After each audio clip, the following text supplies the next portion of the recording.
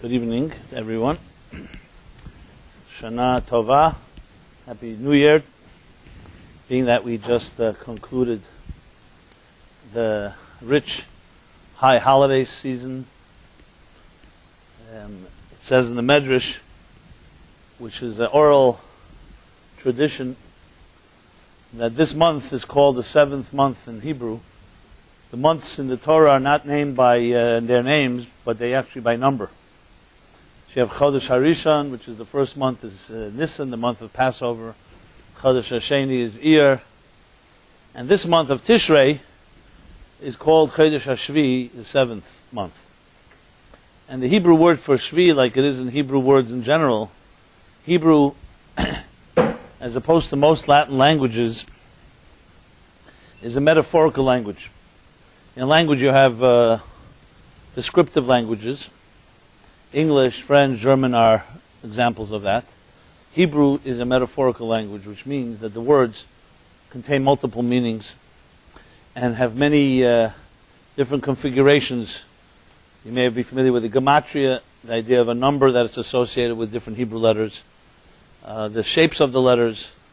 So for instance, you say the word table in English, so table we associate with the table, and it does have a Latin root. However, that's about it. There's nothing more in the word table except maybe you can find words that rhyme with it. When you say shulchan in Hebrew, or for that matter other Hebrew words, it has multiple meanings. And this is true not just for names of objects, but also names of people, which is why we use our Hebrew name, especially when a person needs a special blessing. We try to know what their Hebrew name is, their mother's name, and so on. The name is like a conduit, a channel through which energy flows.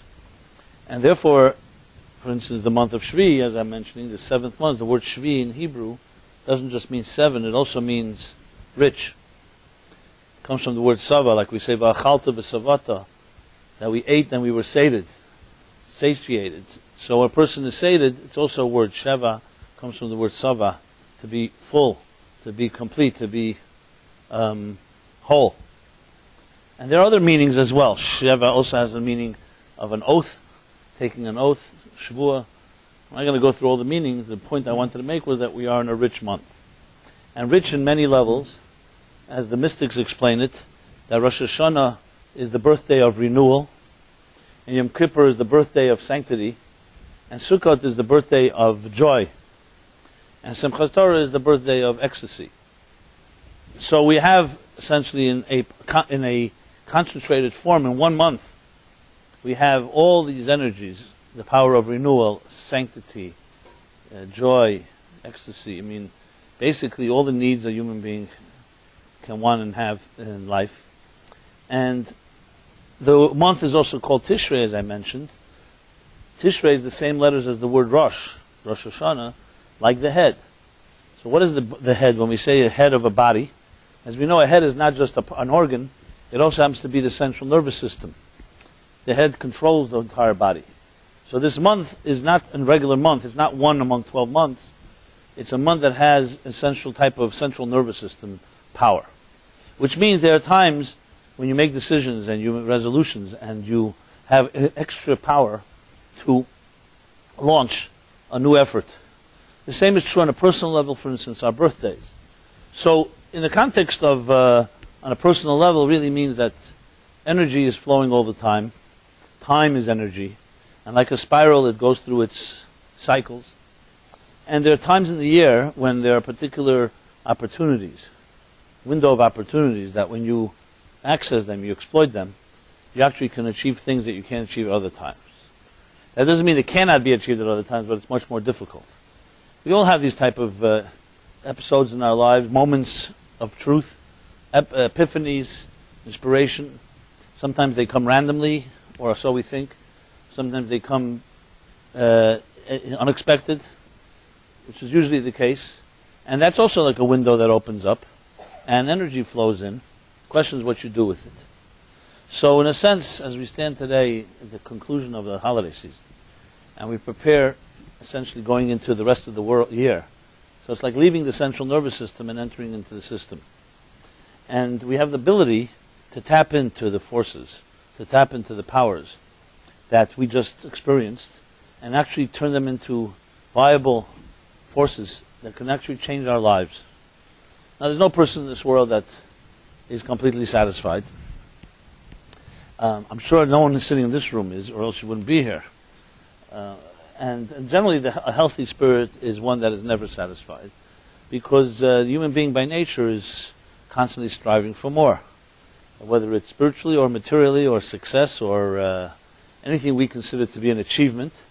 So yes, we can ride on achievements of yesterday for a little while, but then there's something inside of us, the angst begins to build again, and we look to grow further.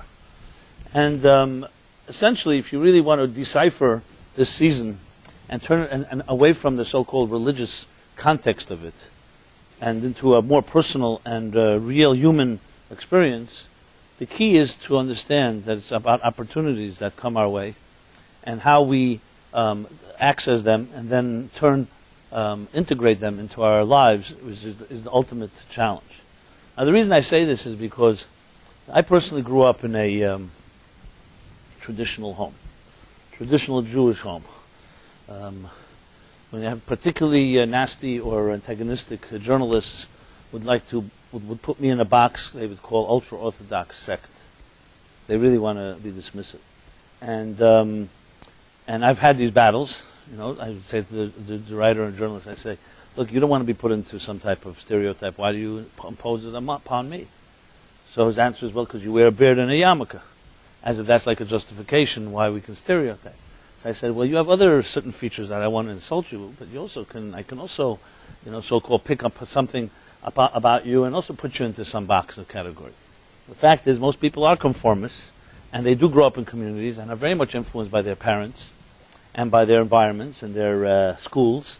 Who is not influenced by our formative years when we've been shaped? Everybody's been affected by that. So for me, it's one of the greatest challenges in my life has been to shatter stereotypes. As a matter of fact, I even wanted to begin a series. I don't know if I'll do it this year, maybe later in the year. A new series called Invitation to Murder. And it's a catchy title, but and they basically say, come participate in a murder, and a weekly murder we would murder. Every week we murder another stereotype. That would be basically the approach. So stereotypes are a very powerful force in our lives, including mine. I've seen it play itself out. Sometimes it can be amusing, but sometimes actually it can be very destructive. Because all of us stereotype. When you meet somebody, the natural thing we do is we fit them onto some shelf. We do it perhaps for convenience reasons, not necessarily maliciously. Convenience reasons. With such clutter of information, we live in an information revolution, we need to organize ourselves. So it's much easier to put people into certain boxes or certain shelves. So it just makes it easier to absorb, so to speak, meeting so many people.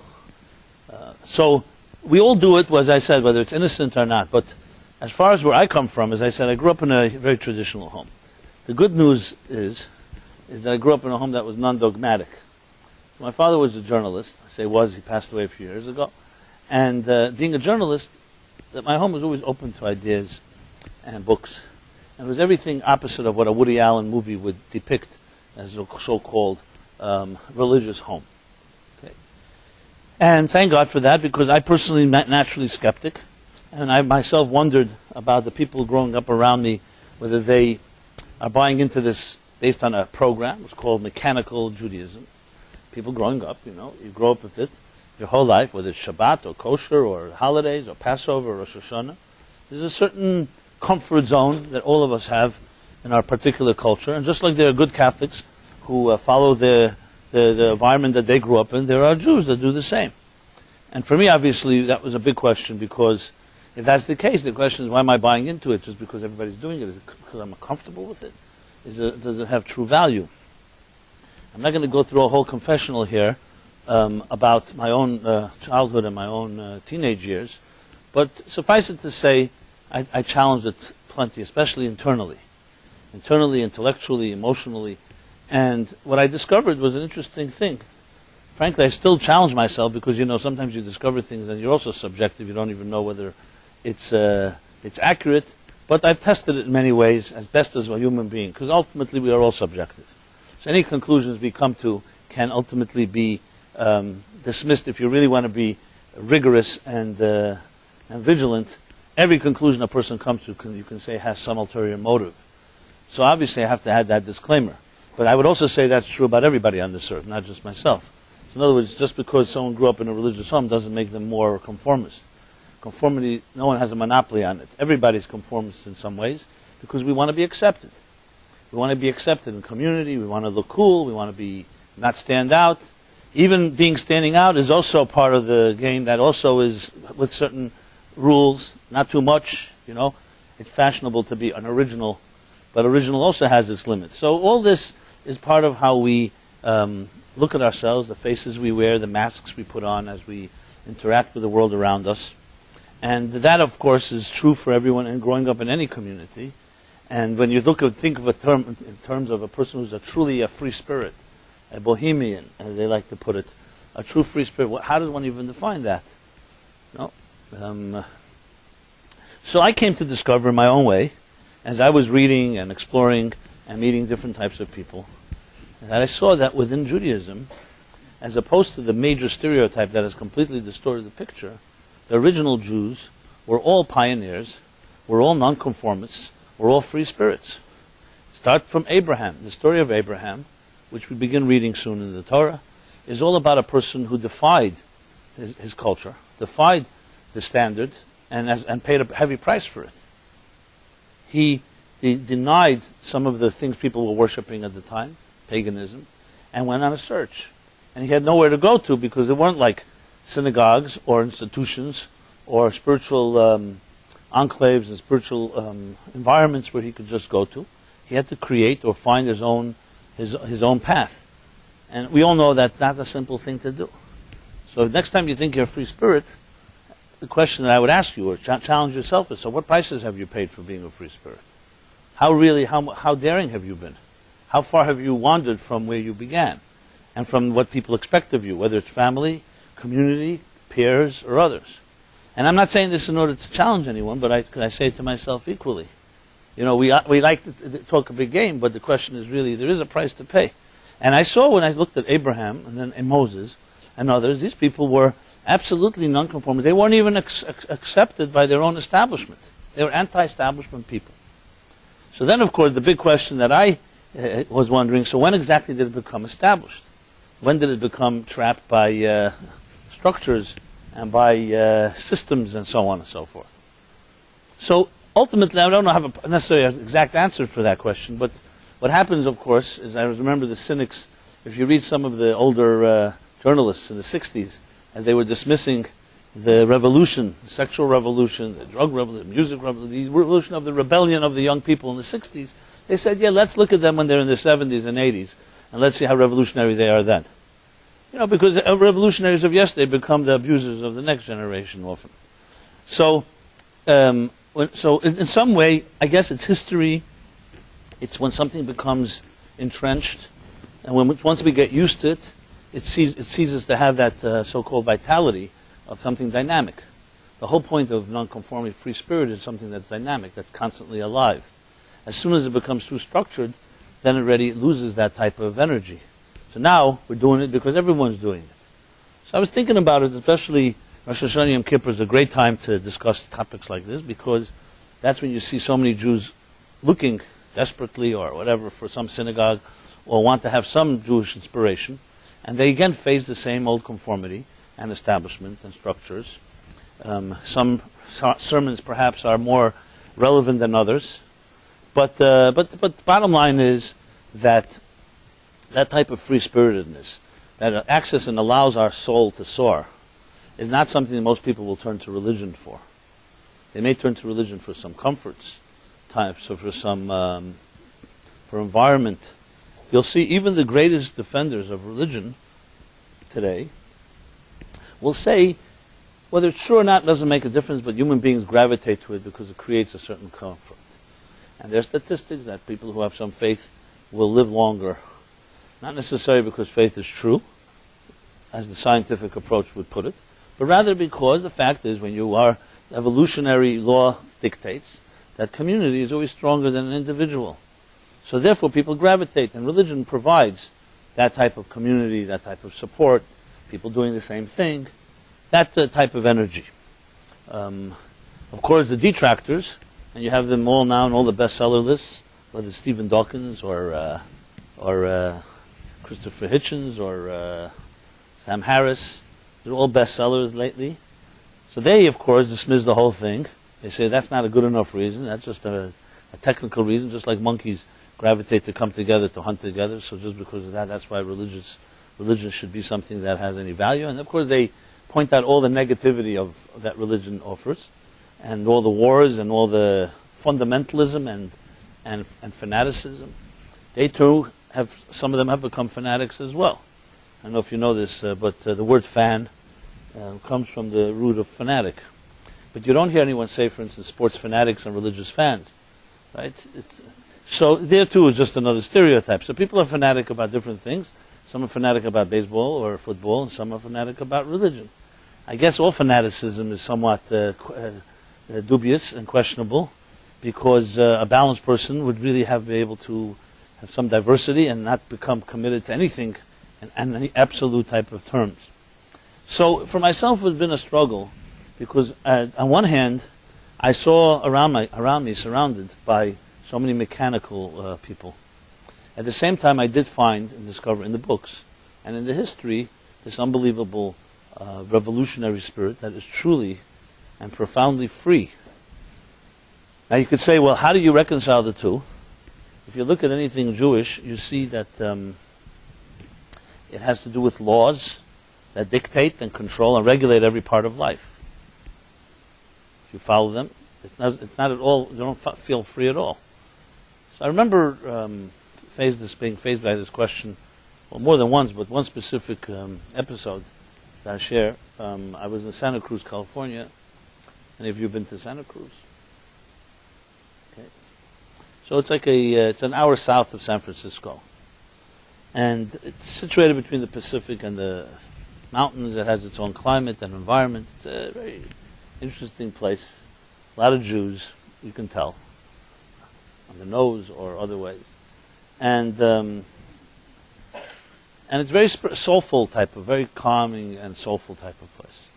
So I was scheduled to speak at a bookstore there called Gateways. It's a New Age bookstore on the main street. And this is a place where, if you talk about, I'm a hardcore New Yorker. I grew up here. I'm addicted to the energy of New York. The city never sleeps. Cities like that, where 9 o'clock you can't make a phone call any longer, is difficult for me. I need a lot of therapy when I go to those cities. So here is a place where, like I said, antithetical to New York, no one seems to have a job there. People mill about, a lot of talking. It's like a saloon type of town. You walk from one store to the next. Seems like what they do every day. And I saw a whole group of young people just milling about. And so I thought they were waiting for a show or a club or a movie. And in truth, they were just really waiting. Someone said they're just in bliss. Remember that expression? In bliss. So they were in bliss. So I spoke at this bookstore. At the end of my talk, I was a very comfortable type of audience, because people there were, in a sense, soulful. Didn't have to go into all kinds of preliminary discussions that the soulfulness is valuable. And at the end of the talk, a woman gets up and questions and answers, and she poses the following. She presents the following. She says, "I grew up in a place called Borough Park, Brooklyn." Anybody been there? Santa Cruz. Okay, you've been there too. Okay. You're not this woman by any chance, right? So, and I grew up in Borough Park, and I went to a school called Beis Yaakov, which is a very religious Jewish school, girls' yeshiva. And at age 17, I ran for my life, the way she put it, because this school was anything but freeing. Every time I would ask questions, I was dismissed, I was silenced. My parents were angry people. My mother was angry, my father was even angrier. And they were very, everything was guilt-driven and conscience, and about God punishing you, and if you don't do this, you'll be struck by lightning. And there was never any ability to breathe. It was just this heavy duty. Everything was about guilt and sin and punishment. finally, I couldn't tolerate it anymore, and I remember the word she used. She said, my soul was asphyxiated. So finally, at 17, I just left. I went to the West Coast. From the way she described it, it sounds like the late 60s. I went to the West Coast, first to Los Angeles, and where I did discover God and a soul. I discovered it, as she put it, through Zen Buddhism and through LSD. And then I moved north to Haight-Ashbury and to San Francisco, and finally settled in Santa Cruz. And I've been here in a peaceful life, a happy life, soulful life, and I haven't seen a rabbi like you in all those years, since, it was like 20 years. And you talk about the soul and God in such a comfortable way. It's nothing like anything I heard in my school. Where'd you get all this stuff? Where did it come from? Where does it come from? So I was seeing what kind of crowd and how she was. I said, well, let me put it this way. We Jews have this thing called a 613-step program. So she said, oh, okay, I understand. And afterwards, we sat down and we had this very warm conversation, not only her, with a few other people that went deep into the night. And I told her the following, which is connected to what I was saying earlier about the holidays. I said, look, I'm the last to judge you, and I don't know what I would have done if I were in the same situation. I probably would have even ran further than you. And but I want to tell you what you rejected was legitimate, but you forgot but you were never told that there was another half of Judaism. They only taught you the mechanics. Do this, don't do that. They taught it all in this type of very literal, dogmatic fashion. But there's another half of Judaism, which is called the soul of Judaism. And I gave her an analogy that I once heard, a very beautiful analogy of the nightingale, a bird with a exquisite voice. And the bird would sing into the night, would serenade into the night. And once the bird comes to God and says, look, I thank you for giving me such a beautiful voice. However, there's one problem. I may be perched on a branch singing away, and a predator may come by searching for a good meal. And will not distinguish between one piece of meat and another. You need to give me, God, something to protect myself from enemies, predators. So God offered, in this parable, God offered the bird a beak. The bird inspected the merchandise and said, an elegant bird like me with a nose like that, no. So then God offered the bird a set of claws. And the bird looked at the claws and again rejected it, unbecoming. And finally God must have been exasperated at this point, offered the bird wings, a set of wings. So the bird inspected the wings, examined them, didn't know what wings were, never saw wings before. And the bird says to him, I don't understand, you're the master of the universe, you created such a natural world with such beauty and symmetry and elegance.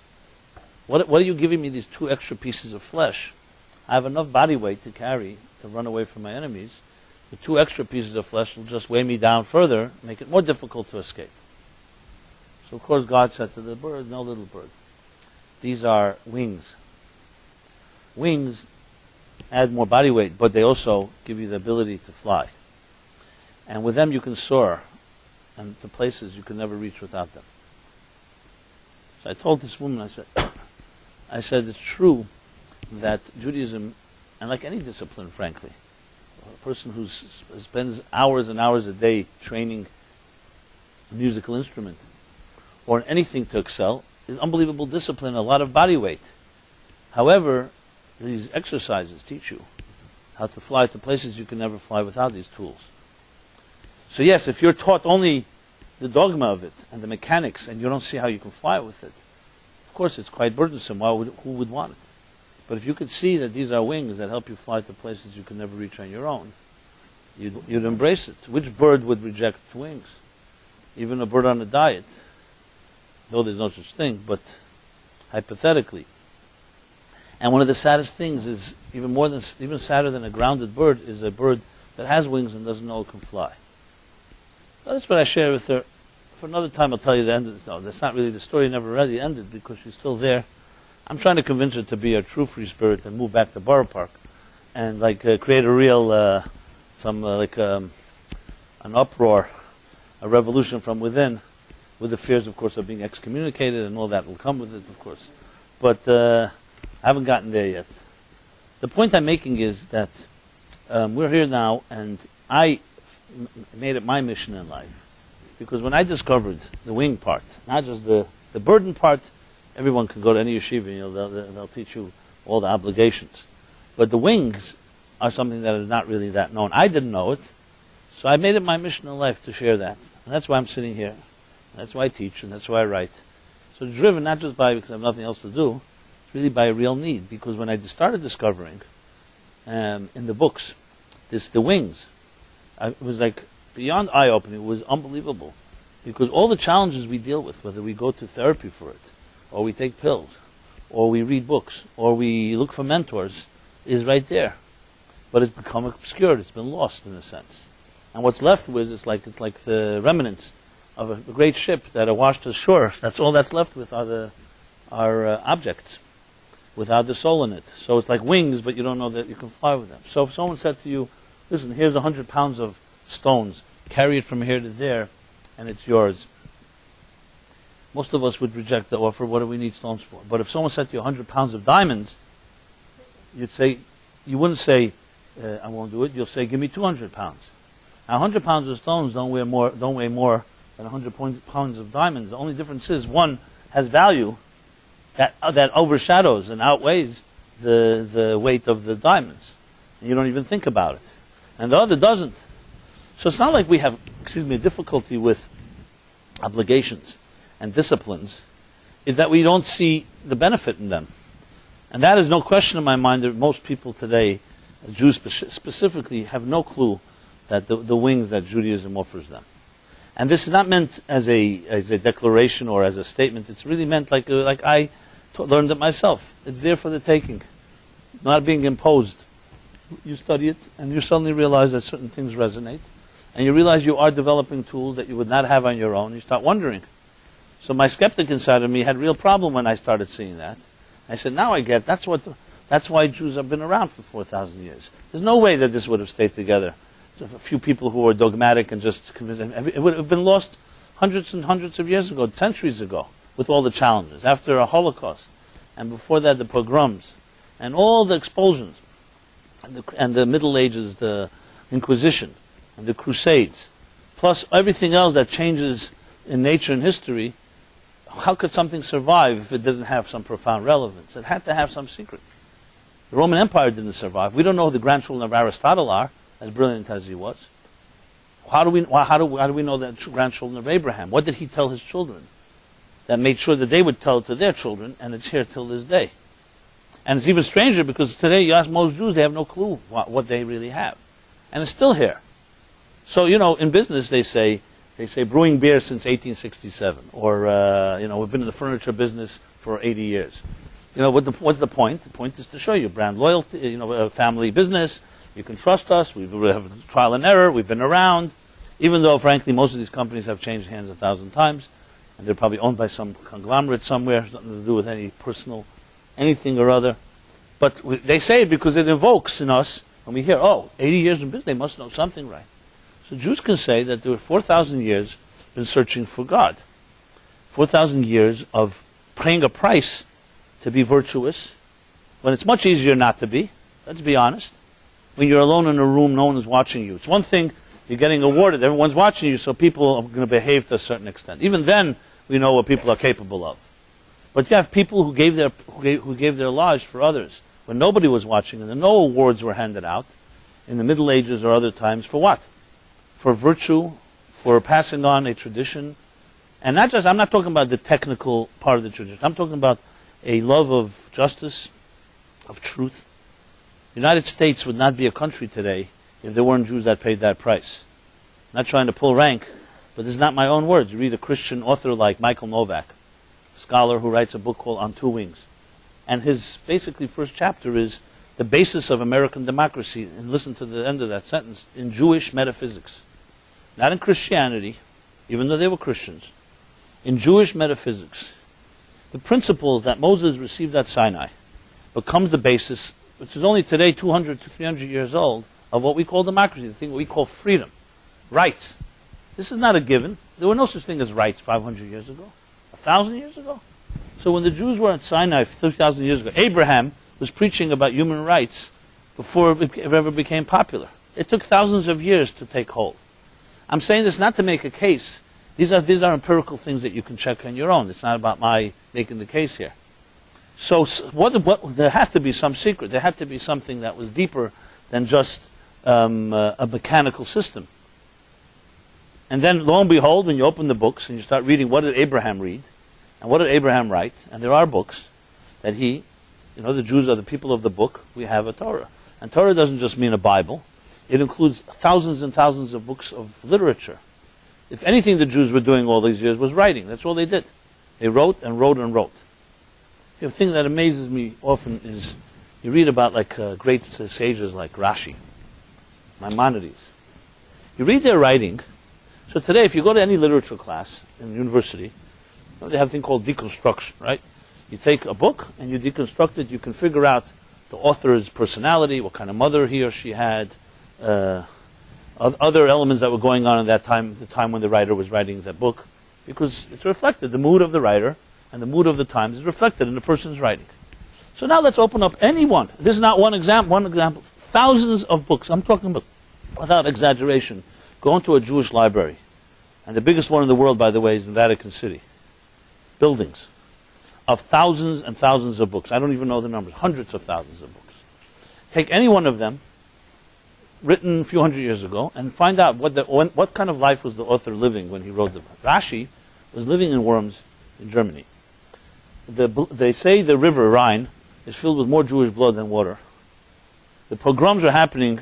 Now Rashi had children, and he had parents. You read his commentary, you would think he was somewhere on some type of siesta in the Caribbean without any worry in the world. A commentary that is lucid, clear.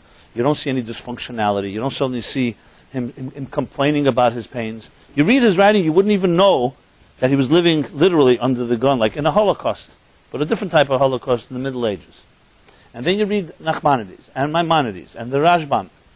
I'm just throwing out random names. All of them. Some were actually murdered.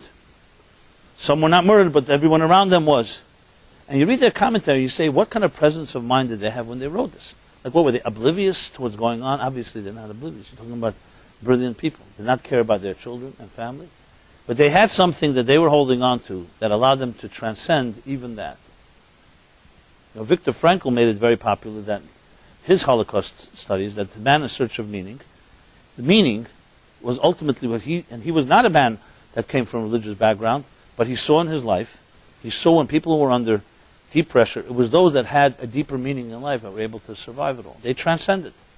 This is not a justification for a Holocaust, God forbid, or for any of the pain, but it would mean they had real spirit inside of them. You want to know a free spirit?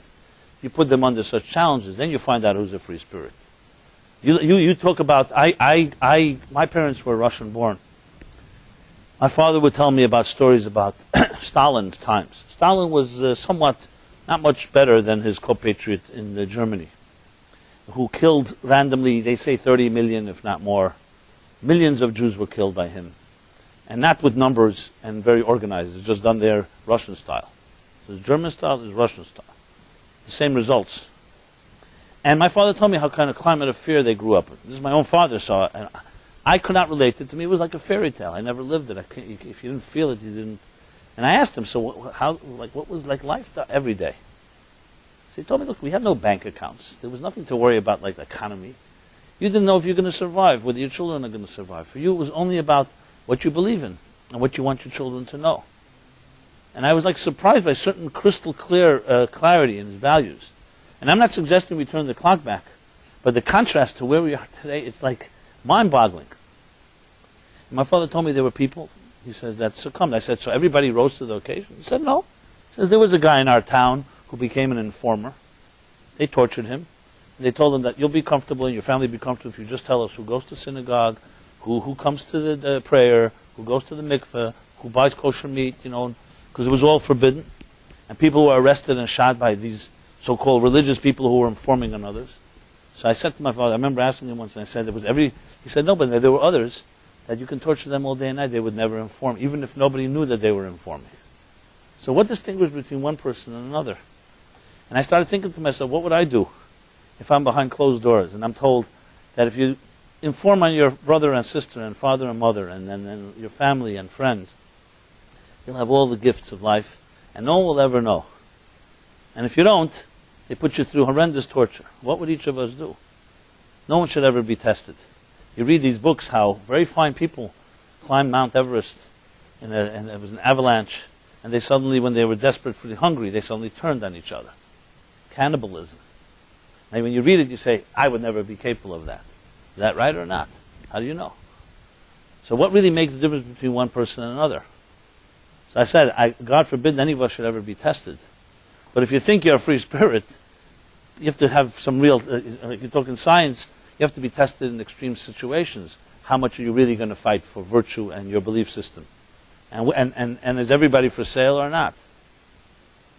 So with all that being said, to me, the discussion that we're having here about the New Year, holidays, and where we go is all about discovering these wings, these secrets. And thank God we're blessed that we don't have to be under the gun or challenged in this way. Today the challenge actually is the other way around. In a life of comfort, relatively, even the most discomfort in our lifetime doesn't come close to those discomforts. In a life of comfort and prosperity, what is our challenge? Apathy. We take it for granted. There's nothing to fight for. What do we fight for? We fight mostly against things, not for things. You fight against unhealthy parents. You fight against ghosts that haunt you from your childhood. You fight against fears, insecurities, people who are trying to stab you in the back at work. We fight in relationships, bitter divorces, bitter marriages. The list goes on. There's plenty of fighting going on. But it's very much about fighting against things, not very much for. And if you ask a young person today and say, so what would you ready to die for? I don't know what answer most people would have. Most people never thought about it. They were never forced to ask that question. You know? When I was in Dallas, I remember giving a lecture. I asked this question. So someone got up in the back. They were being humorous, but also it was actually quite tragic. They said, what I'd fight for? That the Dallas Cowboys should win next Sunday. You know? Now, it's true, that's what it comes down to. Video games. We've got plenty of options on cable and internet to fight for and determine, what are the priorities we have. And I'm not here like in a type of fire and brimstone attack on modern technology as a culture. Trust me, I'm part of it like you are. But it's good to think about these things in context. So, as we begin a new year, the question is, who are we? Can we truly begin anew? Or are we trapped by our pasts? Now, that may be a rhetorical question, because the fact is we all have pasts. Why is it, for instance, that so many of us struggle with relationships? And even after we've gone through a bad relationship, which we thought would work, but it went sour. So we thought we learned a lot from it, right? And then a few days or months pass, and suddenly you're back in a relationship, and you think it's completely fresh and new, when in truth, it ends up being the same result. Just a different name, a different address, different day, same results. And then if you are introspective, you start seeing patterns emerging. You got a pattern. And these patterns are much more ingrained in you than the new relationships you're having. So who wins out? Does the pattern win out, or does the new relationship win out? God should bless all of you with very healthy relationships and hopefully building healthy families, children. I was blessed with 2 children, and I'm blessed now also with a grandchild. I mention it because my grandchild is now with us for a month. They live in California, but they came for the end of the holidays. So I study my granddaughter every morning, And I don't know if she's studying me or not. I hope it just won't. And I study, because I see myself, and like we all see this is you, just 20, 30, 40, 50 years ago. Now, all of you are probably around 20, so it's around 20 years ago. For me, it's a little more than that. So it's yourself. You were once something like that. I mean, a different personality, a different look and shape, but bottom line is you were once a child like that. And you were exploring the world. She explores the world. Everything is new to her. And I say to myself, I asked myself this question this morning. So So when a new child comes into a family, in a home, what happens at the end of it? Does the new child bring new life into the home and people actually become renewed? Or is it the other way around? As time passes, the child becomes an extension of the old family. And sadly, of course, the answer in most cases is the latter. That new things come into our life all the time. We have blessings. Everyone can look at their lives, you'll find blessings. The problem is the blessings are entering into a so-called structured, a prefabricated situation. And the newness and the blessing becomes part of your old house. So yeah, you want to buy a new piece of furniture or some new painting or go to a new show or anything that's new, a new piece of clothing. So all this is meant to sense inspire and be excited. But what happens with all that newness after a while? It becomes part of the old, rather than actually renewing the rest of you. So what really are we expecting? What blessing can God give a person? God gave you the newest thing in your life, and if it becomes part of your past patterns and routines, what can be done about it? And that's why the work is so difficult.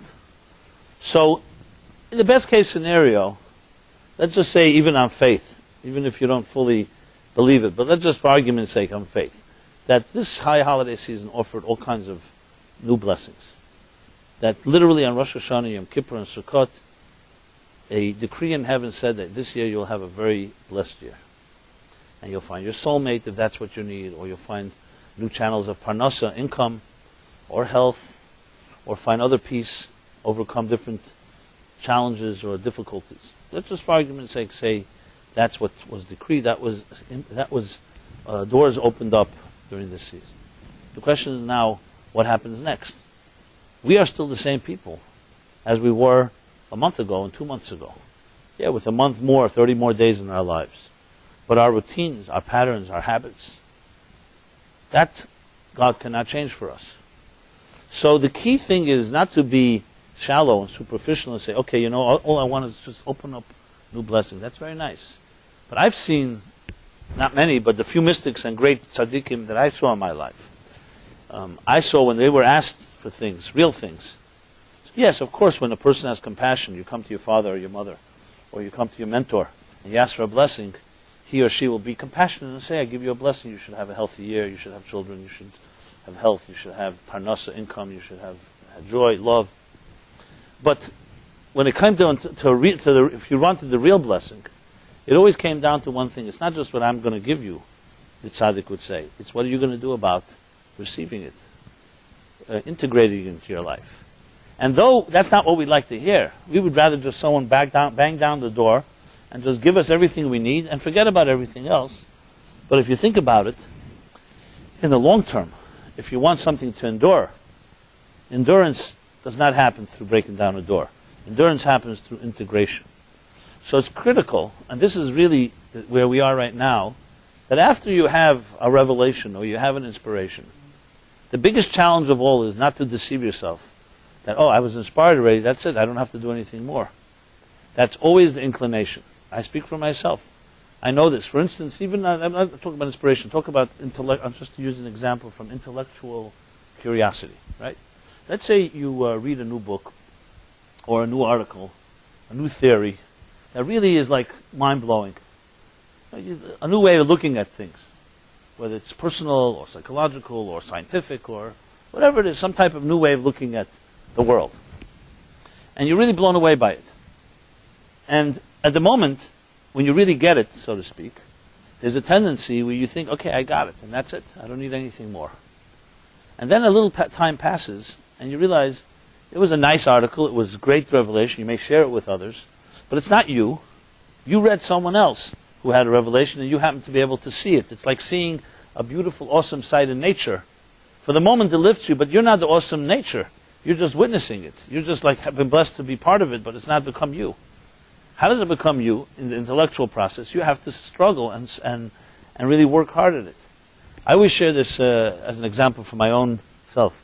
One of my claims to fame when I was younger was I spent many years, the word, how do you really explain this? It's called, in the Hasidic culture, called being a chayzer. A chayzer means someone who repeats. I don't mean as a parrot, but repeat in the sense that when a Rebbe would speak, and it would be often on Shabbos and holidays when no notes were taken and no tape recorders were used. So the challenge was, how do you retain 7, 8 hours of dense discussion, sometimes less? It's not a simple thing to do. That means listening to somebody for hours and hours, being able to repeat the whole thing. So I was blessed with the gift to be able to do that. And of course it didn't come easy. It wasn't just a gift. It took a lot of work.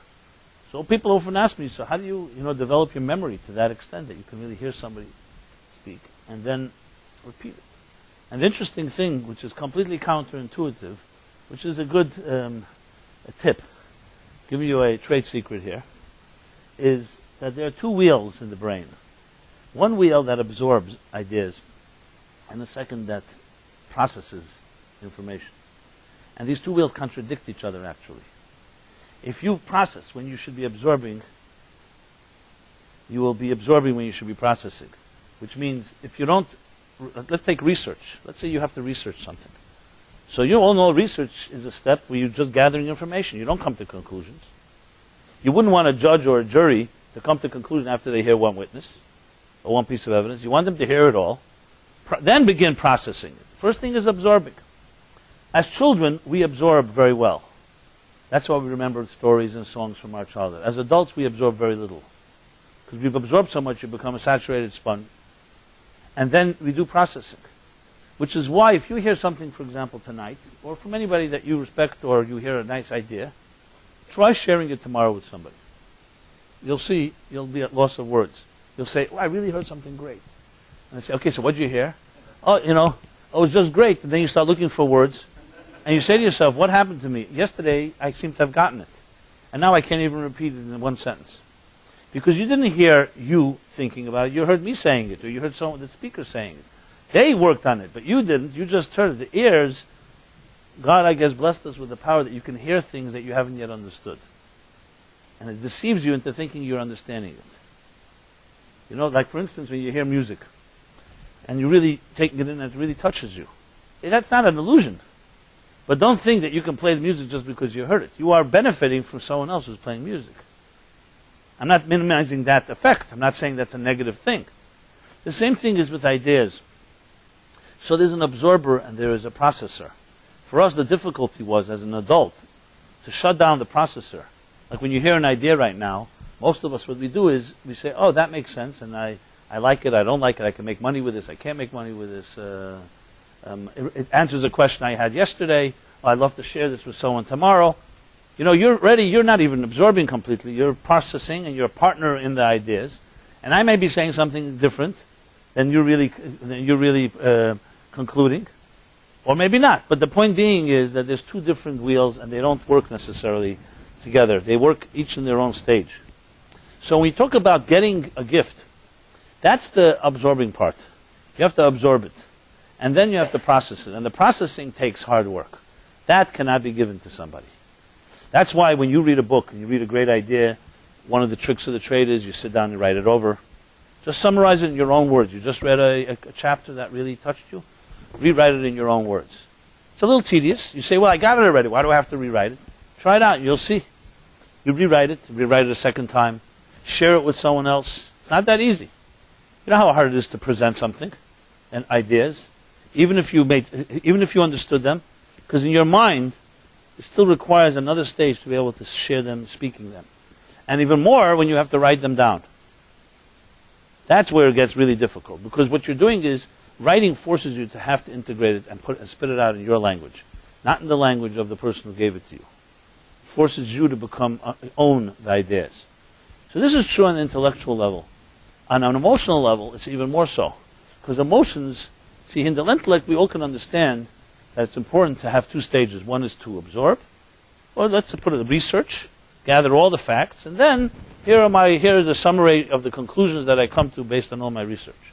So the mind understands that.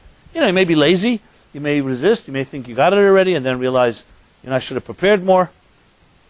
But intellectual, we all understand that process. When it comes to emotions, on the other hand, emotions are so subjective that it's very difficult for us to see these two stages at work.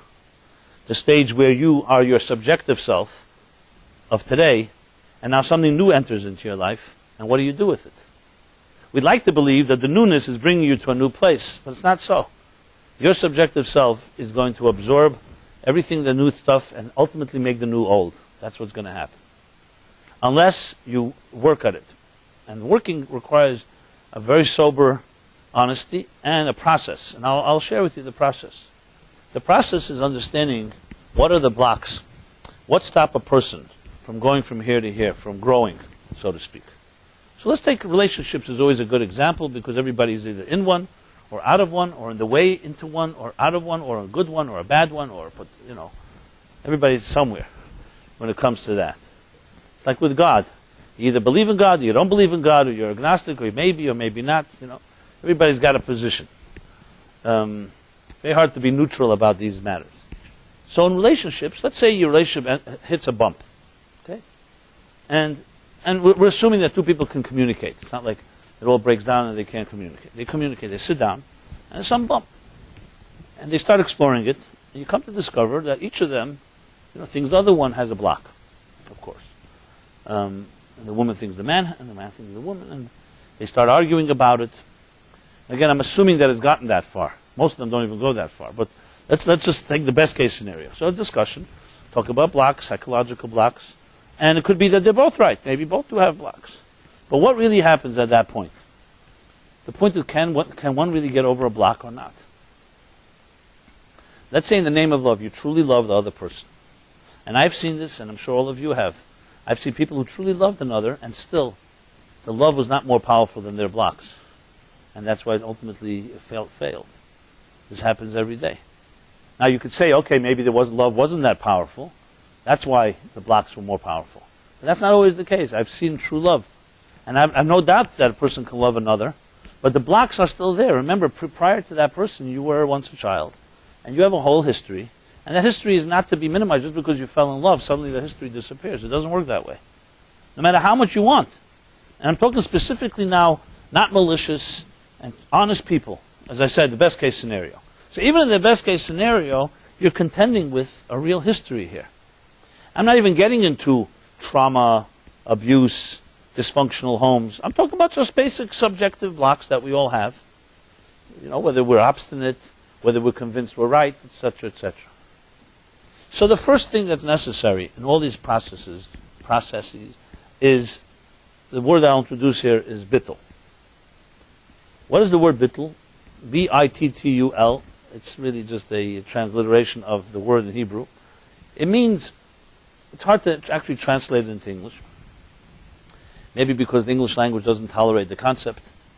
But it's a combination of, let's say, humility, modesty. The best definition I have for it is suspension of self and self-interest. I just want to make sure to emphasize a very important disclaimer. This does not mean, a very important qualification, this does not mean annihilation, self-annihilation. It doesn't mean, because you love another person, I will forego or overlook my needs or everything about myself and become a shmata, a doormat, in the name of love. That's not what we're talking about. We're talking about strong modesty and humility that comes from strength, not from weakness. I'm not talking about low self-esteem, self-annihilation, self-criticism, and all the negatives, demoralization. We're talking about a strong force in a person's life. It's called bittul. I'll explain it more. You'll see in a moment. It is the key secret to all growth. Using the example before that I gave, when I had to shut down the processor and absorb, or when each of us has to do that, that requires bittul. You have to have inside of you a certain humility where you don't even allow your brilliant mind to get in the way. You cannot say, just because I understand, that's more important than everything. You have to say, I'm more interested in the truth than understanding. That's saying, I understand the truth. You see the difference between the two. There are people who like the idea of understanding truth, and they're driven by that. And then there are people who want the truth even if the I is not so prominent. And that requires a very serious person who really is dedicated to the result, or to the, like they say in relationships, it's more important what's more important to be happy than to be right. It's more important that the love be there than that you be right. Going back to the example of a child, with adults, it may be difficult. But when your child is crying and they're in pain, you don't say, hey, you know what, You cry today. Today you're crying. Tomorrow I'll cry. You know that love is unconditional, and your child needs you. You'll do it. Love is more important than saying, "Well, it's not fair. My child is keeping me up all night, and I can't go to work tomorrow." With adults, it gets a little more complicated because you'll say, "Listen, I did this for you yesterday, tit for tat. Now you do it for me." It becomes a whole mind game and control thing. But bittul is that type of sense, as you'll see in a moment, which is necessary in virtually every process of growth. If you're here and you want to get here, and I don't mean the illusion of getting here, like I said, something new, but truly change, there's only one way. You have to melt down the past pattern. It's not just enough to say, I'm going to overcome it. It has to melt. And it melts through bittul.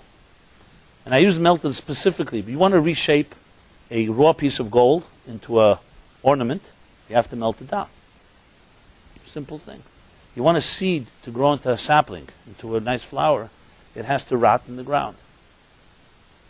All children are born after the pain of birth pains and pregnancy pains.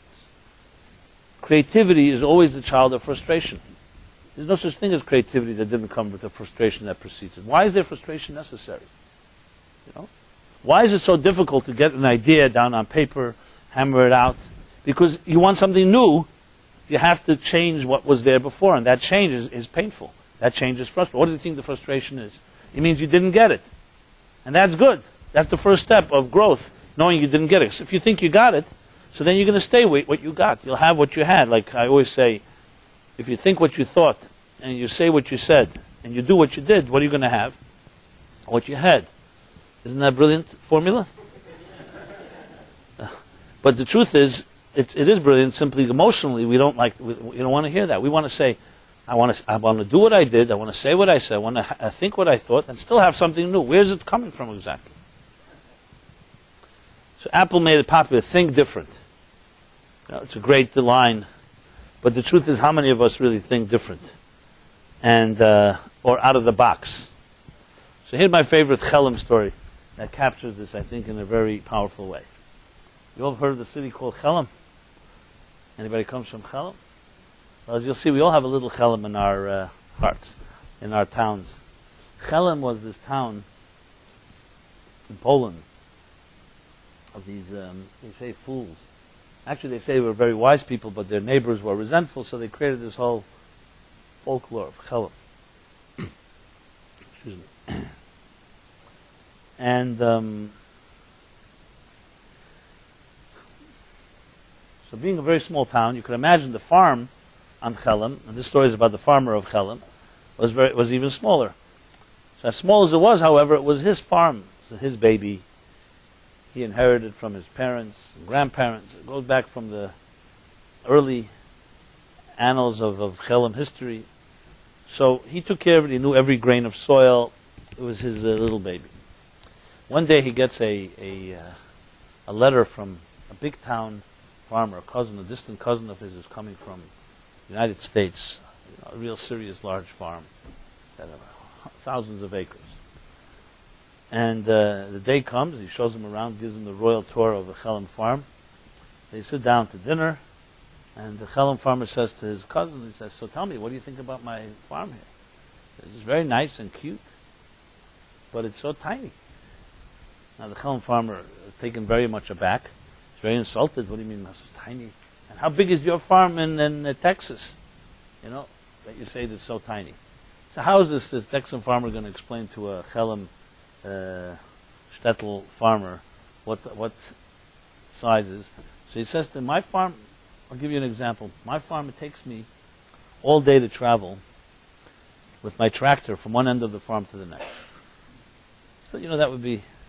So the Chelm farmer suddenly turns compassionate and looks at his friend, his cousin, with this empathy and says, don't feel bad. I once had a tractor like that too.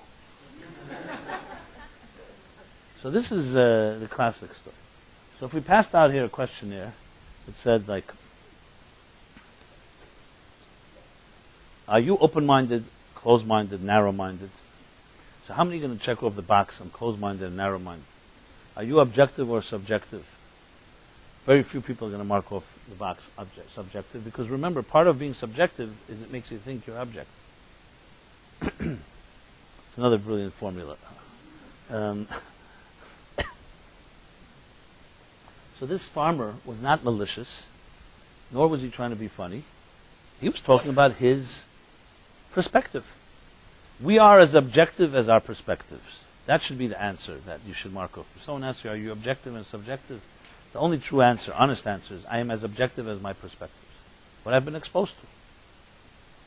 If you never saw heaven, and you lived on ground, and you never went up on a mountain, what does the horizon look like? You'll give a picture. It's an accurate picture, but you have to add one little sentence, from my perspective. You climb the mountain a little higher, you suddenly see, wow, the horizon is bigger. No, I mean, I don't know if this is urban legend or not. You know, they say it is, and I can't figure it out on Google. But they say in 1898 or something, the patent officer of the United States resigned. Why? Because he said everything that could be invented has been invented. So whether it's true or not, but it's interesting thought. Now, of course, he had steam engine, he had electricity, he had the beginnings of automobiles, and of course, all the things, Industrial Revolution, for the last 50, 60 years before 1890, were discovered suddenly. The only thing is he didn't have was Einstein's theory of relativity, quantum mechanics, computer technology. Everything that we have today didn't exist in 1898. Not only that, no one even could fathom that it would exist. Today, you ask anybody and say, listen, do you think how much have we discovered of the universe? So someone said, well, if we knew in 1898 80%, so now we know like 95%. That's not the case. Everyone will say exact opposite. What we've discovered is that we know very little, and we have no clue how much. How many more layers are there, for example? We know that objects now have molecules. Then we discover the molecules have atoms. Then we discover the atoms are made up of subatomic particles. We also know today there's sub-subatomic particles. Now, mind you, after molecules, everything is invisible. There's no microscope, there's no instrument that can measure, that can see an atom. You can see its effects, but you cannot see it directly. It's all through extrapolation. So how many more layers are there? Is it like sub? You know, how many? 20? How far does it go? And what about the unconscious? We know there's a conscious. We know there's a subconscious, there's unconscious. Is there unconscious? The answer is that any intelligent person says, I have no clue. I would guess, we should say, that if all this has been discovered after all these years, there's probably layers that are probably infinite amount of layers, and we may never ever get there. Well, it's not so much different from people who are familiar with quantum mechanics, and you hear about Heisenberg's uncertainty principle and other certain fundamental unknowns. Not because we lack facts or because we lack instruments. That there's a stage where it's fundamentally impossible to know certain things. As counterintuitive as that is, it's been proven time and again. So what we have is not, God forbid, saying that we're idiots and we know nothing about the universe. We know very much. Part of knowledge, and part of honest knowledge, is knowing the bittul, that there's a big, big picture beyond us. And the more you know that, actually the knowledge you have, the more useful it becomes. Because with all that we know, as little as it is, relatively speaking, we have changed the world. Look what kind of technologies we have. So yes, you can become arrogant in your knowledge, and some do, but the people who are truly true seekers say, what we know, and I'm sure we'll know more tomorrow. So this constant pursuit, this relentless pursuit for perfection, as Lexus would put it, is something that is endless. And the honest person has the bittul to recognize that. So going back to the Chelim farmer, we all have our farms. Everybody's got their farm. Your farm is based on your perspectives that you picked up as a child, things you've read. Maybe your perspective has grown in time. But if you think your perspective is like, has it all figured out, you can think again. The first step in any type of growth is recognizing that it's from my perspective. And when you're ready to say that, and start with in relationships to your partner, that I have a perspective, and I don't know if I'm sure my perspective is absolutely right, and I want to hear yours. And your partner is ready to say to you, you have the seeds for a healthy relationship. If that statement is not made, I don't mean the statement as in words, I mean it as in feeling, this relationship cannot go very far, because each will gravitate back to their old patterns. It's a given. As given as gravity will pull back, will throw something up in the air, it will always gravitate, always come back down to the ground. People will always gravitate back, especially under pressure, to their natural, or they can say their habits, their patterns, and their routines. That's why it's so hard to break a habit, good or bad habit, because we're stuck there. That's the most powerful force in our lives. Can you get over fear? Every person can get over fear. But not if they don't use bittul. Bittul is the only tool that can eliminate, or at least neutralize fear. Because it's understanding that what you believe and you're afraid of may not be absolutely accurate. You just have to add one thing. It's my farm. My farm teaches me I'm afraid. But if there was another farm, I'd be open to hear something differently. And I don't just mean paying lip service and saying that. It means actually relating to it. So, to sum this up means essentially all of us have traps. All of us have tentacles. All of us have habits and routines. There's no such person that does not have that. Some of them are terrible habits, meaning they really keep you trapped. Some are maybe more innocuous or subtle. That doesn't mean they're less intense. We all have our patterns, and that's not to be criticized. A human being is a human being. We are creatures of habit. We developed habits. Sometimes we develop habits as a result of growing up in a home where we needed to protect ourselves. So you build up a whole elaborate defense mechanisms, which you are trapped into. I remember reading, it was years ago, when I first was, I guess, the naive one that I was, and my little farm, I came to discover there were some other farms that were a lot different than the one I knew. And that included, of course, the farms of darkness. People who grew up in very dark homes. Now, I grew up relatively, they say every family is dysfunctional. Yeah, maybe. But relatively, mine was less dysfunctional than many. So I grew up relatively protected, with love. I knew where my love was coming from. I was not hurt by the people that loved me, at least not in any overt way. And then I started discovering that this is not a given, and many, many homes is not like that. That many children grow up in battle zones, and in many, many ways. And I started seeing how the elaborate mechanisms that people build in order to protect themselves. And then you leave your home. You don't leave your mechanisms at home. You take them with you, because now you build them up, and you will bring them into your relationships. There's no way around that. The question is, when do you let go? The only answer is it requires a bittul. So I remember, I forgot who it was, but there was someone in this class that showed me something she was writing, a letter. It's actually interesting. She got the idea from, because I was speaking about this theme at the class here, about bittul, about letting go of old stuff and embracing something new. And obviously, the point has to be made that you never let go until you have something alternative, because that's very terrifying. You have to know that you can make it with a different tool. And she showed me this letter she wrote. It was a letter that she didn't mail to anybody. It was a letter she was writing to her own defense mechanisms. Basically, a goodbye letter, saying that I want to thank you for being there for me and helping me get through a lot of harsh times, and she had a very difficult life. And now I want to say goodbye to you. And she said it was unbelievable freeing for her to be able to say goodbye. Because there's a guilt. Remember these defense mechanisms, when you're a child and they help you, I mean, it's not necessarily an overt guilt, but it's like a certain feeling you don't want to let go because they were so much there for you. I mean, I say this more psychologically term. It's not like a literal guilt, because no one's taking you to court or suing you. But she wrote this letter, and she said to me, after this letter, I felt free. Trust me, this doesn't mean everything went away. But she got the point. She understood that I have to, I'm no longer in a war zone. I can't continue to be behaving as if people are shooting at me all the time. Which means I have all these elaborate defenses, and trust me, she was brilliant, and she knew how to cover her tracks well. You didn't think she had any defense mechanism. They were so well done, they were so well camouflaged, it looked like she was confident and secure, but the courage that she had to discover that and then say goodbye to them. But of course it came with understanding that there's an alternative. It's not like you just say goodbye to something that protected you, even if it was unhealthy. It's finding something healthy that replaces it. So as we are in this stage, if you talk about it from a psychological perspective, the holiday season, it's really about looking at gifts that may be there right there inside of you right now. That you may have received many great blessings in the last few weeks. And the question is, can you truly integrate them? And the trap that you have is, we all have, is being trapped by the past, which means the forces that have shaped you last year and 2 years ago have not just suddenly disappeared. So it requires, number one, a deep introspection.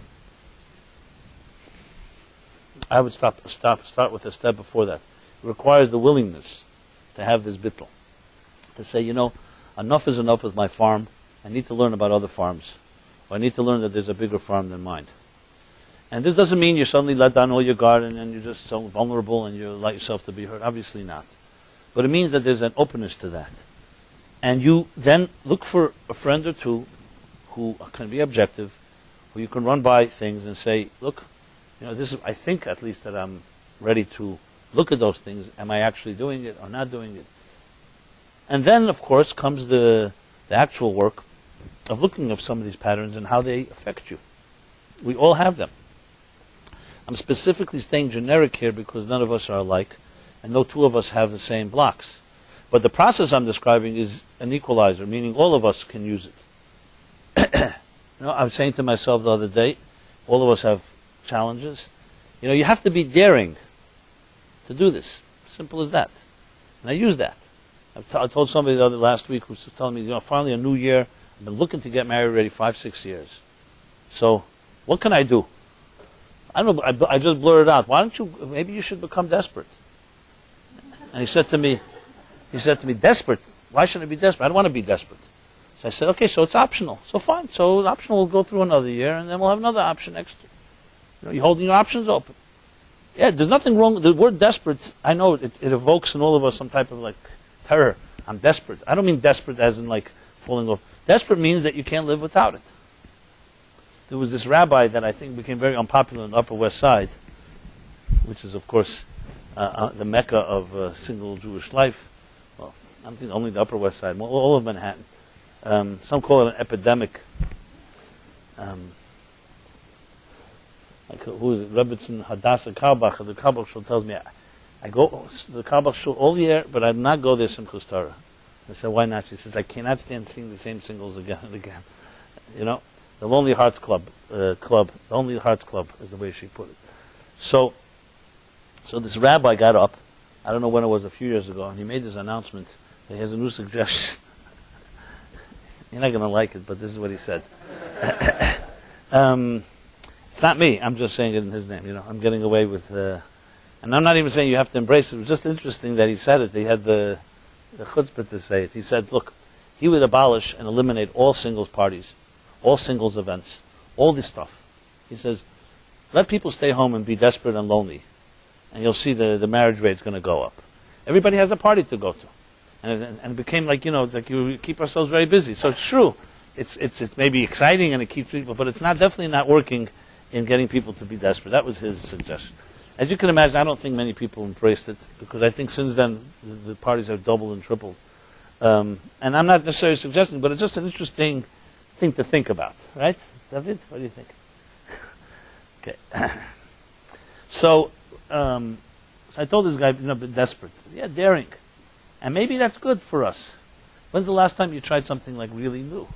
And this new is like an opening that can perhaps change things. I think I shared with you the example once when I was a kid, my diving example. So I knew how to swim quite well, but then came learning how to dive. I don't know, 8 years old, 9 years old, I don't even remember. It was in a bungalow colony.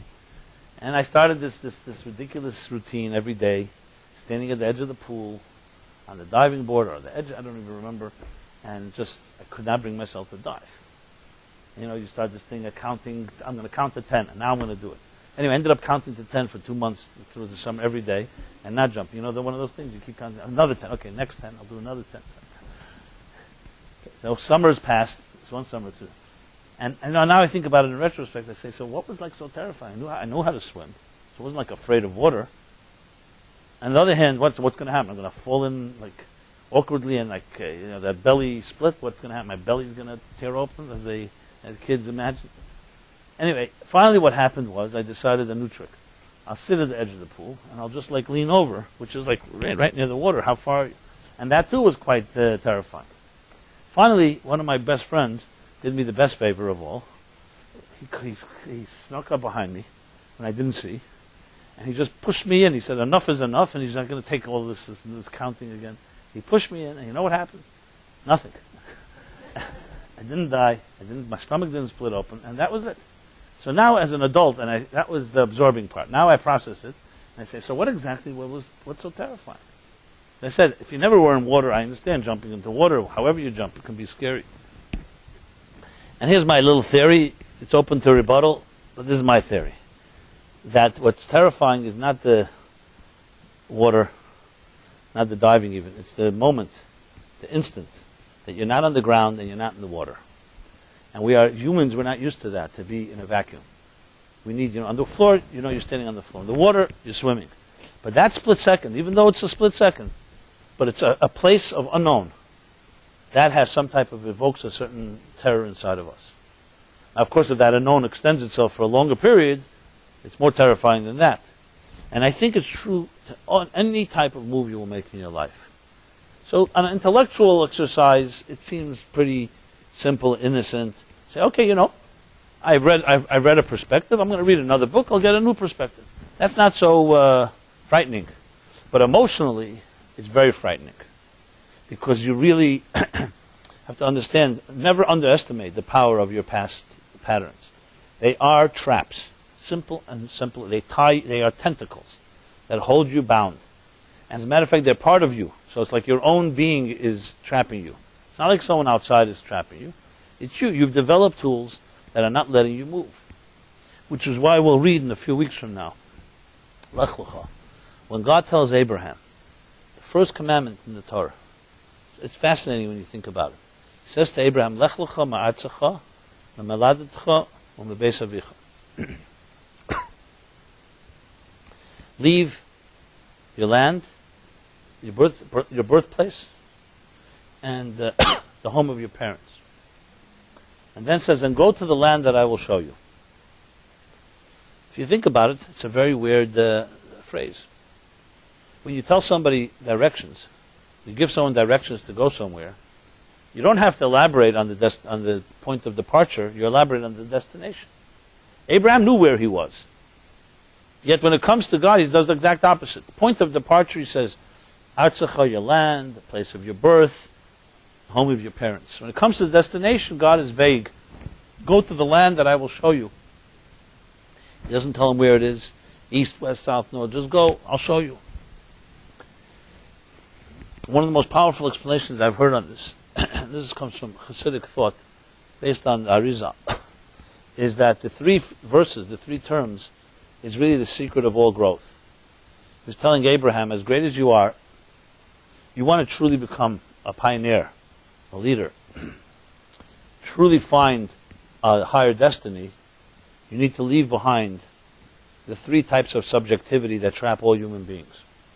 In other words, the destination is not as important as the departure. Even though we're always told, keep your eyes, thank you, keep your eyes on the ball, on the destination, know your goals. I'm not denying that. But much less is said about the past. Why is it, for instance, as I said before, about you can be inspired, you embark on a journey, you go for a day or two, and you can't get any farther, or come right back to where you began. Because there's a leash, an invisible leash that's trapping you.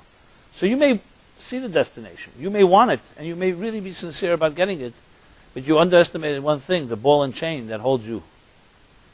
So as much as you want it, it's weighing you down. You cannot deny that. So God says to Abraham, you want to discover the real you? That's what it means. El Eretz Asher Areka. You go to the land, I will show you who you really are.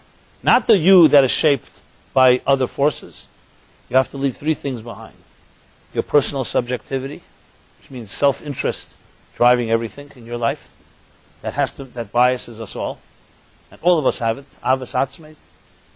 Self-love, self-interest. The second subjectivity is the home of your parent, your parental influences and attitudes, for good or for bad, shape us. And then you could ask yourself the question, is what I am doing today, is what my father and mother wanted of me? Or the opposite, am I doing it because I want to defy them and rebel against them?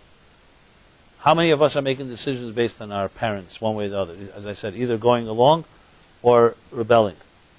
And the third subjectivity is your environment, community, peer pressure, social pressure. These are three forces that God tells Abraham that if you want to discover yourself, you must know how to leave those behind. That doesn't mean rejecting everything that we got from our past, or rejecting our parents, or rejecting it all. It means cutting the umbilical cord in more than one way, and more than one level, on all the three dimensions that I just described. I'll elaborate more on that week when we discuss it. But the point is that any form of renewal, of starting anew, begins with getting something new in your life, but that doesn't come close to what you do with it. Is it going to become shaped and basically obscured by the old, or is it going to open something up? And that is up to us. We have to eliminate the forces that trap us, and we do have those forces. To discover them is the challenge. Some of us may know them already, some of us may not, some of us may be in between. Unfortunately, sometimes you discover them in the worst situations, when things aren't working at all. Suddenly you realize something's really wrong. It's very hard to embrace such change, or like say, my farm is too small when things are going well, because then you say, hey, maybe it's small, but it's working. I'm happy. So I'd rather have a happy Chelm farm than an unhappy bigger farm. You know, the known evil is always better than the unknown in our minds. So one thing is for sure, no one can teach you to have integrity or to be honest about this. It comes down to ultimately what you want. I can speak here till the end of forever, and ultimately, it's not about someone necessarily kicking you in the pants. You have to want it. Sometimes desperation works. Sometimes your mind can actually set itself and say, look, the clock is ticking, life continues on. You know, do I want to be where I am right now 10 years from now, 20 years from now? I know nobody likes to think that way. It sounds very terrifying. But remember, you're at least 10 years old. So look 10 years ago and see, are you where you were 10 years ago? So it's not that unfathomable that you may be where you are another 10 years. And I'm not saying this as a threat. It's just a honesty to look at oneself. So the interesting thing is, as you climb, it gets more difficult to be more daring. Because if you already accomplished big things, then you say to yourself, I've been there, I've done it already. That's why this is an ongoing journey, no matter who you are, no matter where you are. So, so understanding those tentacles and never underestimating them is a serious element here. Because underestimating is the big thing. I speak for myself. We all have our weaknesses. And sometimes I convince myself that I could get done in a certain period of time much more than it's really humanly possible. And then you just basically are invested in never having deadlines. Because that way you're never exposed or revealed that you really couldn't get it done. Because you say, I'm still in the middle of it, I did this.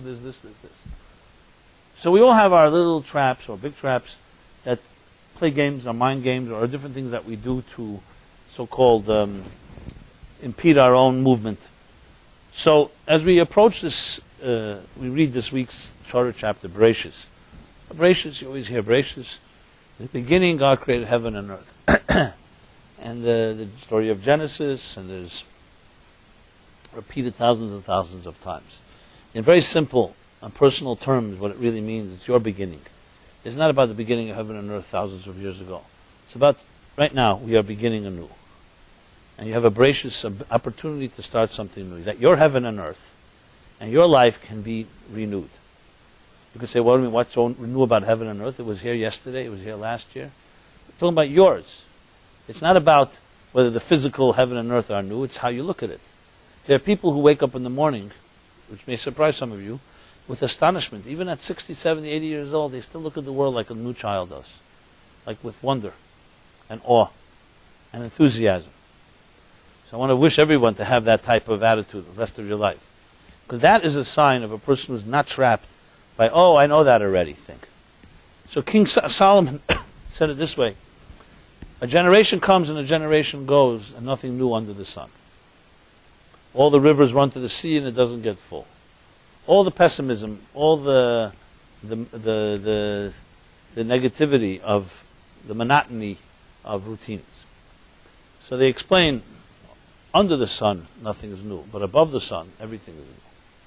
So we have that choice. You can sit and look at the world and say, hey, the sun has risen who knows how many times. Nothing special about it. How many times have you breathed in your life? Exhaled and inhaled. Millions. Nothing special about it. It is those people who know and look beyond the surface and say, yeah, but you know, when I go into the hospital and you see someone who's struggling to breathe, you suddenly see, 1 second, this is a miracle. Just because it happens again and again, as the Baal Shem Tov says, the difference between a miracle and a natural occurrence is not supernatural. It is frequency. If the sun were to rise once in our lifetimes, we'd come out with camera crews and children and look at this. But because it happens every day, we need a new rush of excitement, a new high, a new show, a new entertainment. I've been around people who did not need any outside stimulation to be alive. They were able to generate willingly, anytime, the enthusiasm that we go to for parties or for other things. I'm not knocking and saying we shouldn't go to any type of outer stimulation. But until you're ready, until you're able to stimulate from within your soul, it's not yours. Someone else is stimulating you. Hopefully, maybe that can be a catalyst that ignites something in you that you can do on your own. But you know where life lives itself out is not in clubs and not in parties and not in dinners. It's in the quiet of a home. A relationship is going to be judged not by how entertaining your partner is with you, and how many places you can travel to. It's when you get home and there's nothing happening that's very extraordinary. Can you see extraordinary in the ordinary? So the book of Tehillim, the book of Psalms that was said so often throughout this past season, concludes with a line, Kol neshama neshama tahalil ka, which means, might as well say l'chaim at this point.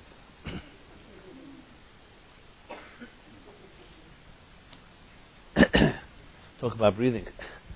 Difficult. Yeah. So it says every soul praises God. So everyone asks, what's the redundancy? What's kol neshama or neshama? What does it mean, the two? Say kol neshama, every soul. Why every soul and every soul? So the Medrash, on the last verse, Medrash Tehillim, the Medrash, the oral tradition on the last verse in Psalms, on the last Psalm says, neshama could also be read as neshima, which is breath. And neshama is a breath. Vayipach ba'apov nishmas chaim, the breath of the divine breath that infused the earth of clay with life. So the Medrash says, I'll call neshima neshima. Every breath you take, not one, every breath, you should recognize the divine, the power that's giving you life, and not take it for granted. So, before it became a lyric in a popular song, every breath you take, this is back thousands of years ago in Medrash Tehillim. I don't know if Sting got it from there, but I'm telling you just in case you want to sue him for plagiarism. The truth is, a lot of stuff comes from the Torah. There's also other verses that come from the book of Ecclesiastes. There's a season for it all, and others. So every breath, even though it's so common, we're all breathing. So many healthy children are born all the time. So many ordinary things that have become routine. How do you not get trapped in these routines? Life is all about routines. As the sun will come up, you know exactly what time tomorrow morning. And you know other routines that will take place, especially in nature. How do you get beyond it? You recognize that this is just the surface. And unless you dig deeper and recognize that this sun coming up has something else happening, even though it happened yesterday, and there's a constant dynamic energy that is renewed every moment, then you will be trapped by the routines. And also the routines of your own life. So, this is not an attack on all routine. Routine can be a blessing, a gift. Certain things we depend on, we rely on. But if it becomes the force that controls your life, then it will be the force that controls everything new that comes in your life will just become part of your old routine, one way or the other. What do they call it? You can't teach an old dog new tricks. I don't want to use that word, but you get the idea. So the Baal Shem Tov says, miracles are in our choice, our perspective. Seeing the extraordinary within the ordinary and seeing the supernatural within the natural. It's not like some type of suspension of the laws of nature. It's seeing the world as we see it right now, and knowing there's a cosmic dance going on right here. When you look at the teachings of Hasidic teachings, and you see people who embrace them, they see the world as physicists see it. Constantly dancing particles. Everything is dancing. That doesn't mean you dance all the time physically, obviously, but you are constantly connected to a universe that's alive, not one that is dead. We think in terms of once we leave this room will be inanimate, a bunch of tables and chairs. How do you know? Maybe they start dancing when we leave. But the point being is, even if they don't do that, the subatomic particles are dancing, and they're constantly moving. And they are, in a sense, a vibrant universe. We understand this today. When you're asleep, and even though all your functions are not fully functioning, is your body alive or not alive? You know how many subtle and billions and millions of different movements are happening besides breathing? So we know this from ourselves. The thing is, it's two worlds. What's going on within, we're not in touch with, because we get trapped by what's outside. We get trapped by a routine. We get trapped by the thing. So we read Bereshis every year, and you could say, well, you read it last year. We know already God created heaven and earth. Why are we reading it again? Because it's not so simple. It's not just some historical fact. It's about, is it being renewed now? Are you renewed? Is it a renewed attitude to life? That's what it comes down to. So I want to wish everyone, being that it's like so-called beginning of a new year, and as well as a new year with MLC, Meaningful Life Center here, 6th Street. For those of you here for the first time, this class takes place every Wednesday night, 8:15, like a routine. We try to shift it around a bit, but we try to use the routine to defy routine. They use the structures to transcend structures. That's the key. Because we are people of structure, but that doesn't mean we're trapped in the structure. And through love and through ability to be more than just your own self, to look at things in a bigger picture, that's the secret to this type of renewal. So I want to wish everybody a year of real renewal. And the blessing is this. You should have the courage, not just to receive the blessings, but to do something about it. And to perhaps eliminate some of the tentacles, or at least neutralize them, as I said. And it's definitely doable. I have seen it in my lifetime. I've seen people do it, people like ourselves, not necessarily miracle workers. It takes effort, it takes focus, and above all, it takes not getting distracted. Now, tomorrow morning, or even tonight, you probably have your shows you got to watch, or you have things you got to read, you got to check your email, and I'm not telling you what not to do. You can just decide whatever you want, but maybe try something a little different, not falling asleep with the TV on. The shows you're addicted to. Try like missing one day, without recording it. You know, it's like the guy that came to synagogue, the president of a synagogue. Him and the rabbi worked 20 years to build a synagogue, a new synagogue. And every year was such a struggle to get a minyan, to get 10 people to come, and this and this.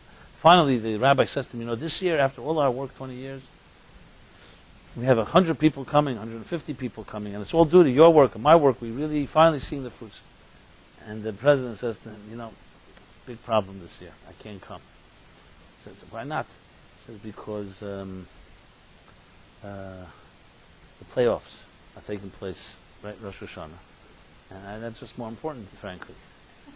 So the rabbi says to him, you never heard of videotape?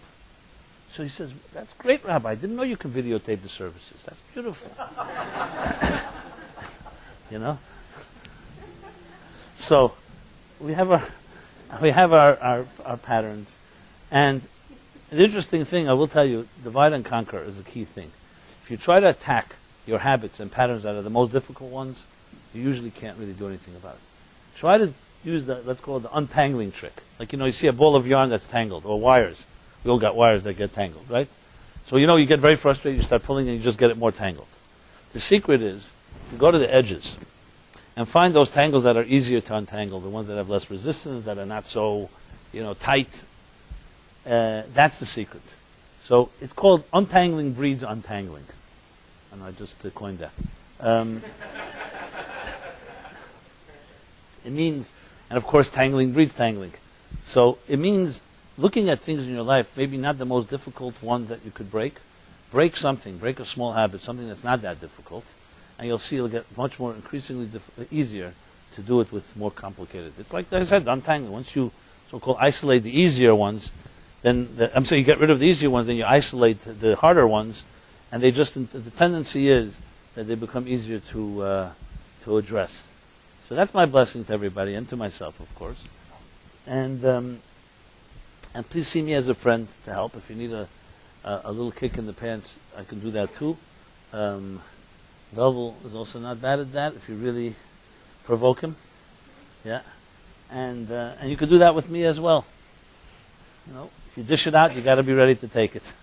So may it be a year of a renewal. So Bereshis is considered to be, as one of the Hasidic masters writes, the way you set the tone on this Shabbos Bereshis this week, that's the way it goes. It's like any journey. And the journey begins now, because the high holidays is more like the oasis. Now begins the journey into real life. And where there's no crutches and you can't just climb aboard someone else's joy. You go back to your lonely place in this world and see how exciting you can make it. So hopefully we can all do it together. And you'll be surprised when you start doing it, what you can do for your friends. You know, instead of just watching and waiting for someone to inspire you, maybe you do something that's a little, say, the subatomic particles are dancing here. Let's go for a dance. Let's sing. Let's be hopeful. And you'll be surprised what kind of contagious impact it has.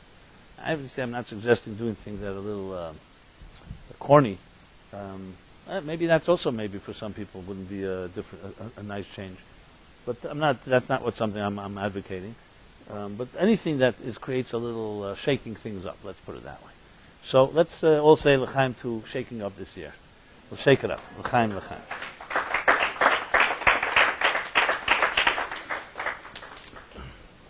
Yeah, tomorrow night, Philip will shake things up with his singer-songwriter. Philip will be giving his class at 7 o'clock. I'll be back 8:15 next Wednesday.